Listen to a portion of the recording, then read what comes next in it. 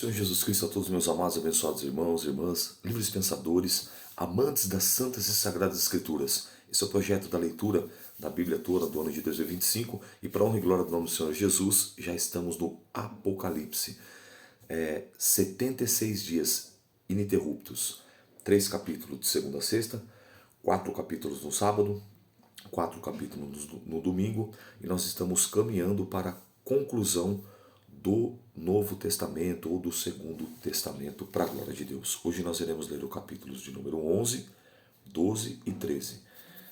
As duas testemunhas, o subtítulo da minha Bíblia diz: E foi-me dada uma cana semelhante a uma vara.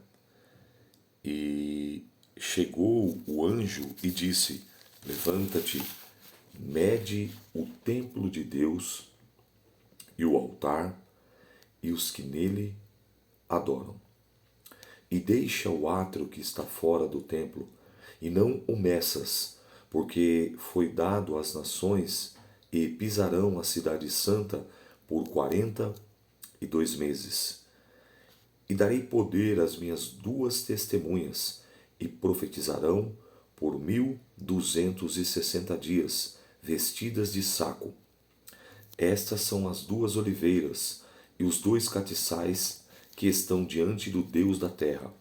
E se alguém lhes quiser fazer mal, fogo sairá da sua boca e devorará os seus inimigos. E se alguém lhes quiser fazer mal, importa que assim seja morto. Estes têm poder para fechar o céu, que não chova, nos dias da sua profecia, e têm poder sobre as águas, para convertê-las em sangue, e ferir a terra com toda sorte de pragas, e todas quantas vezes quiserem. Perceba, nesse ponto aqui, eu já vou colocar, eles atribuem, uma grande maioria, a Elias e Moisés. Quem fez deixar de chover? Nós passamos em Tiago capítulo 5 e a Bíblia diz que Tiago orou e ficou por 3 anos e 6 meses sem chover. Deus honrou a palavra dele. Depois ele ora novamente e volta a chover. Elias. Quem converteu a água em sangue? Quem trouxe as pragas? Foi através de Moisés. Entendeu? Muitos afirmam, no entendimento desse versículo, que essas duas testemunhas são Elias e Moisés. Porém, eu vou dizer algo que eu sempre falo no curso, Nós não podemos afirmar com certeza aquilo que a Bíblia não traz com clareza. Entendeu? Então, quando nós deparamos com textos como esses, é o que eu sempre falo para os meus alunos, para as minhas alunas. Nós nos arremetemos para Deuteronômio capítulo 29. Vamos lá fazer esse paralelo? A própria Bíblia, na grande maioria das vezes, ela sempre vai trazer resposta clara para você. A própria Bíblia respondendo a Bíblia mesmo. Deuteronômio, capítulo de número 29, e o seu versículo também, o de número 29, que vai nos dizer assim, as coisas encobertas são para o Senhor nosso Deus, porém as reveladas são para nós, para os nossos filhos, para sempre, para cumprirmos todas as palavras desta lei. Então, aqui no capítulo de número 11, que nós estamos lendo, o versículo de número 6, deixa tudo a entender que essas duas testemunhas, ou as duas oliveiras, como é chamado também aqui, seja Elias e Moisés. Porém, não podemos afirmar, tá bom? Queria pontuar esses pontos assim que são mais polêmicos e sempre estão em evidência e também me posicionar. Vamos seguir. E quando acabarem o seu testemunho, a besta que sobe do abismo lhe fará guerra e os vencerá e os matará. E jazerão seus corpos mortos na praça da grande cidade, que espiritualmente se chama Sodoma e Egito, onde o seu Senhor também foi crucificado. E homens de vários povos e tribos, línguas e nações verão os seus corpos mortos por 3 dias e meio, e não permitirão que os seus corpos mortos sejam postos em sepulcros. E os que habitam na terra e regozijarão sobre eles, e se alegrarão, e mandarão presentes uns aos outros, porquanto estes 2 profetas tinham atormentado os que habitavam sobre a terra. E depois daqueles 3 dias e meio, o Espírito da vida, vindo, Deus entrou neles, e puseram-se sobre os seus pés, e caiu grande temor sobre os que os viram. E ouviram uma grande voz do céu, que lhe dizia: Subi cá. E subiram ao céu em uma nuvem, e os seus inimigos ouviram. E naquela mesma hora houve um grande terremoto, e caiu a 10ª parte da cidade no terremoto, e foram mortos 7.000 homens, e os demais ficaram muito atemorizados, e deram glória a Deus do céu, e passaram o segundo ai, e o terceiro ai cedo virá. Outro ponto interessante que quando fala acerca desse tempo aqui, do que ele fala das testemunhas, por 1260 dias, fala também sobre o período da grande tribulação, 3 anos e meio, né, ou 3 dias e meio, como se fosse a metade da grande tribulação. É muito interessante esse ponto e bem complexo no sentido do que, como nós estamos fazendo uma leitura, não permite eu me aprofundar, porque senão vai ficar muito extensa e é um pouco, não é complexo, mas precisa de tempo e atenção. E aqui nós estamos fazendo uma leitura e, quiçá, tomar a Deus, oxalá, quem dera isso possa despertar esse desejo em você, para que você possa se aprofundar não somente nos escritos do Apocalipse, mas também nos do mundo todo, nos do livro todo, né? Aliás, de toda a Bíblia, desde Gênesis a Malaquias e desde Mateus até o próprio Apocalipse. Então, fica esse adendo aí, tá bom? Então, uma hora ou outra que a gente dá um mergulho aqui, dá uma pincelada, vê uma pérola aqui, outra acolá, mas o que você precisa mesmo é estudar. Como Jesus disse, meditar, examinar, ler, guardar, em nome de Jesus. A 7ª trombeta, versículo 15.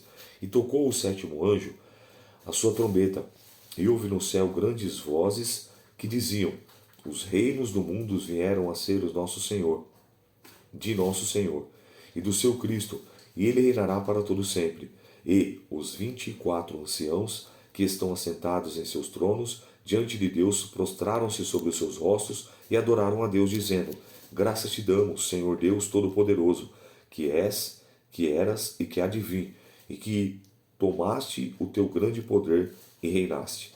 E riram-se as nações, e veio a tua ira, e o tempo dos mortos para que sejam julgados, e o tempo de dores, de dares o galardão, a recompensa aos profetas, aos teus servos e aos santos, e aos que temem o teu nome, a pequenos e a grandes, tempo de destruíres aos que destroem a terra. E abriu-se no céu o templo de Deus, e a arca do concerto foi vista no seu templo, e houve relâmpagos, vozes, trovões, terremotos e grande saraiva.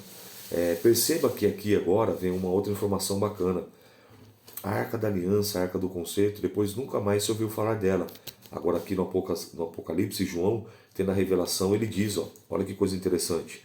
E abriu-se no céu o templo de Deus, e a arca do seu concerto foi vista no seu templo, e houve relâmpagos, e vozes, e trovões, e terremotos, e grande saraiva. Coisa linda, né? Vamos seguir. Capítulo 12. A mulher e o dragão. Preste atenção aqui agora nesse capítulo 12, que esse capítulo 12 ele nos traz, assim como depois nós vamos ler no Antigo Testamento, o profeta Isaías capítulo 14 e o profeta Ezequiel no capítulo 28, as menções mais claras assim, à luz da Bíblia, tá? Sobre a rebelião, sobre a revolta no céu e o que culminou, o que ocasionou, o que aconteceu, qual foi o resultado dessa rebelião, dessa revolta lá no céu. Então redobre a atenção. A partir do versículo 4, eu vou destacar.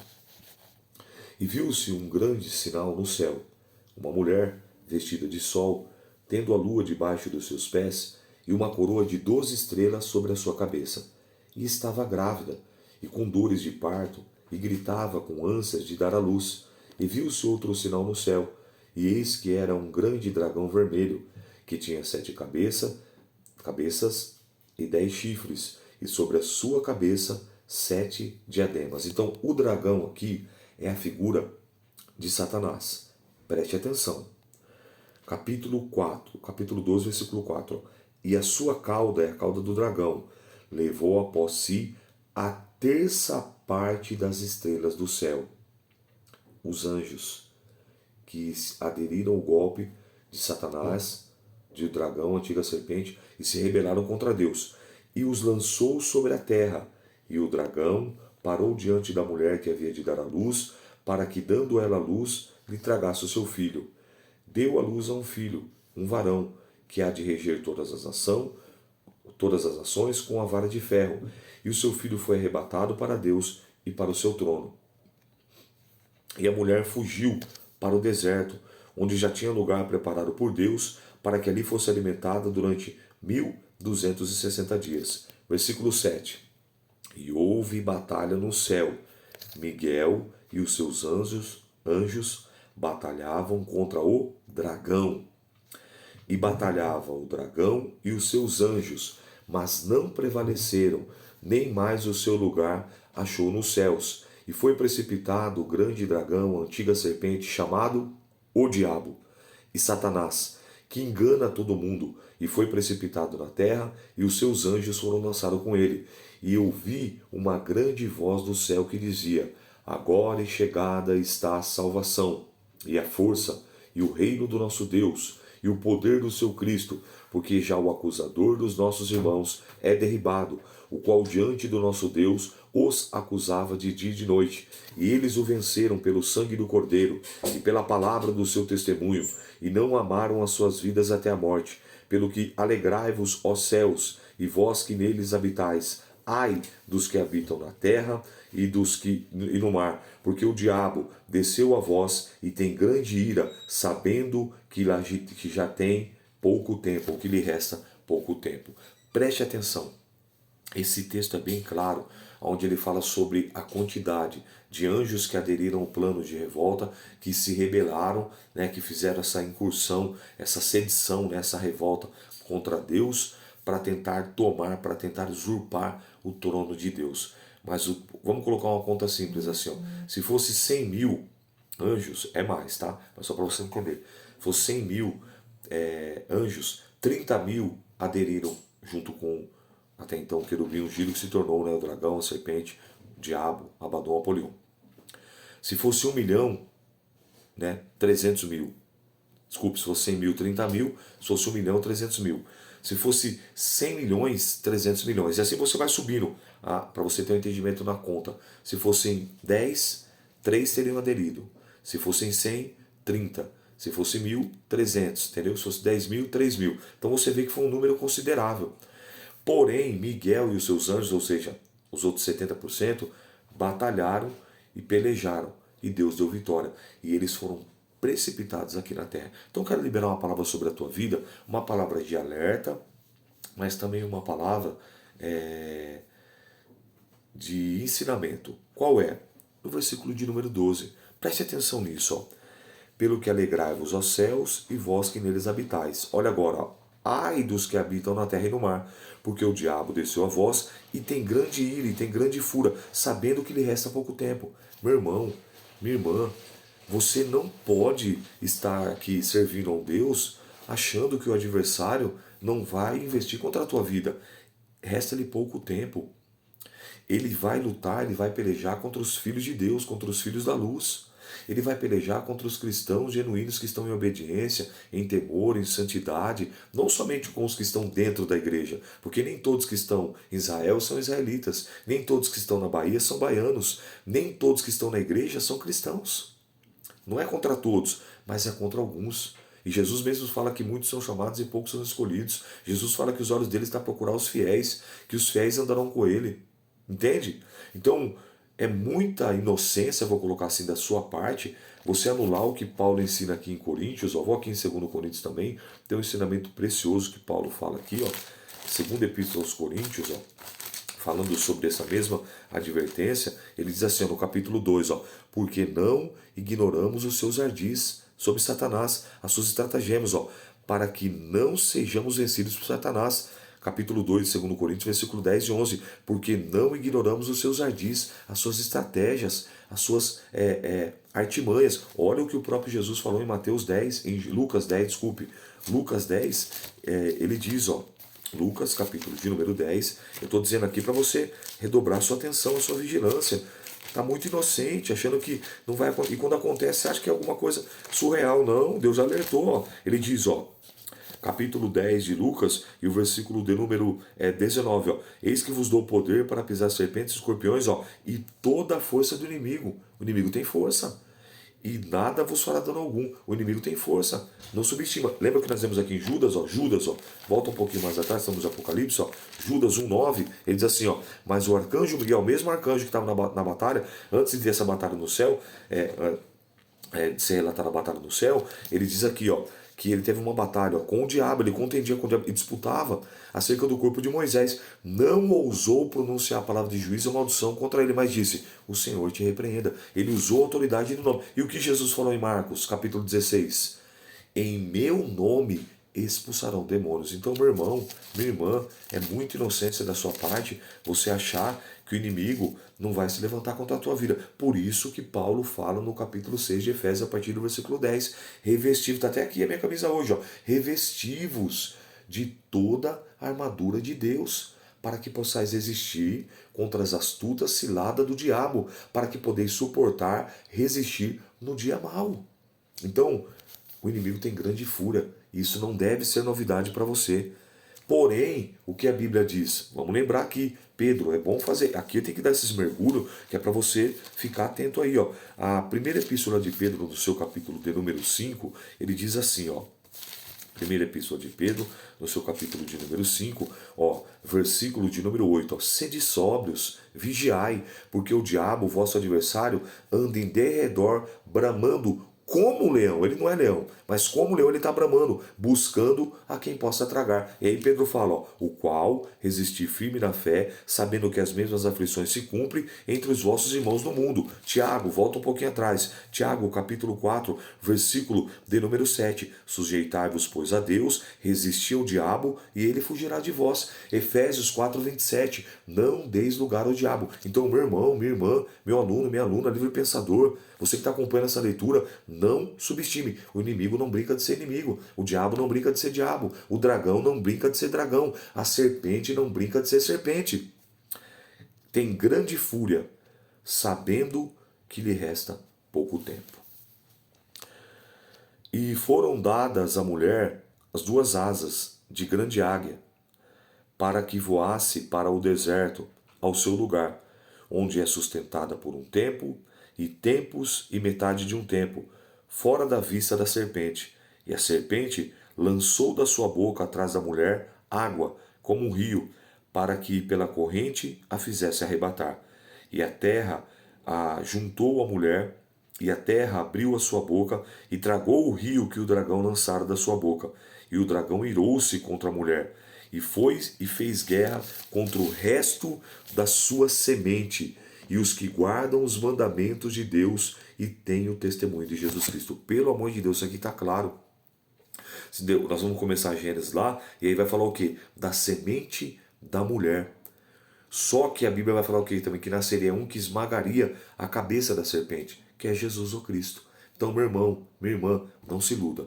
O inimigo tem grande ira, tem grande fúria contra a minha vida e contra a tua vida. Porém, nós vemos também em 1 João capítulo 4, versículo 4, maior é o que está conosco, é o que está em nós, que é o Emanuel, Deus conosco, do que o que está no mundo. 1 Coríntios capítulo 1 João capítulo 5, o mundo jaz no maligno, mas os que são de Deus, o maligno não lhe toca. Salmo 34, 7. O anjo do Senhor acampa-se ao redor. Nós vemos lá em 1 Pedro 5, 8 que ele está ao derredor, mas ao redor está acampado o anjo do Senhor, que livra a todos, não, que vai livrar os que o temem. Temor não é ter medo, temor é ter respeito, temor é ter reverência, temor é ter obediência, temor é se santificar, é se separar, é fugir da aparência do mal. E aí, por temor, por respeito, por reverência ao Senhor, ao Espírito Santo, ao Filho, Jesus Cristo, nosso irmão mais velho, e a sua santa palavra, nós nos apartamos. E quando transgredimos e quando falhamos, nós reconhecemos, pedimos perdão, confessamos, deixamos e abandonamos. Amém? Vamos concluir a leitura de hoje no capítulo 13. E eu pus-me sobre a areia do mar e vi subir do mar uma besta que tinha 7 cabeças e 10 chifres, e sobre os seus chifres 10 diademas, ou seja, 10 coroas, e sobre as suas cabeças um nome de blasfêmia. E a besta que vi era semelhante ao leopardo, com os pés com os pés como de urso, e a sua boca como de leão. E o dragão deu-lhe o seu poder e o trono do grande poderio. Olha para você ver. E vi de suas cabeças como ferida de morte, e da sua chaga mortal foi curada, e toda a terra se maravilhou após a besta, e adoraram o dragão, que deu à besta o seu poder, e adoraram a besta, dizendo: quem é semelhante à besta? Quem poderá batalhar contra ela? E foi-lhe dado uma boca para proferir grandes coisas e blasfêmias, e deu-lhes o poder para continuar por 42 meses, ou seja, 3 anos e meio. E abriu a sua boca em blasfêmias contra Deus, para blasfemar do seu nome e do seu tabernáculo e dos que habitam no céu. E foi-lhe permitido fazer guerra aos santos e vencê-los, e deu-lhes o poder sobre toda a tribo e língua e nação, e adoraram-no todos os que habitaram sobre a terra, esses cujos nomes não estão escritos no livro da vida do Cordeiro que foi morto desde a fundação do mundo. Aqui nós conseguimos fazer um paralelo entre Daniel capítulo 7, versículo 24 e 25. Por isso que Daniel, a partir do capítulo 7, ele é chamado de o Apocalipse do Antigo Testamento, porque Daniel também teve revelações e visões apocalípticas. É interessante. Depois, se você quiser comparar, você vai lá em Daniel, capítulo 7, versículo 24, e compara aqui, ó, do versículo 5, 6 e 7. Você vai ver que Daniel também já havia falado sobre esse mesmo fato, sobre esse mesmo acontecimento. Se alguém tem ouvidos, ouça. Se alguém leva em cativeiro irá. Se alguém matar a espada, necessário que a espada seja morto. Aqui está a paciência e a fé dos santos. A besta que subiu da terra.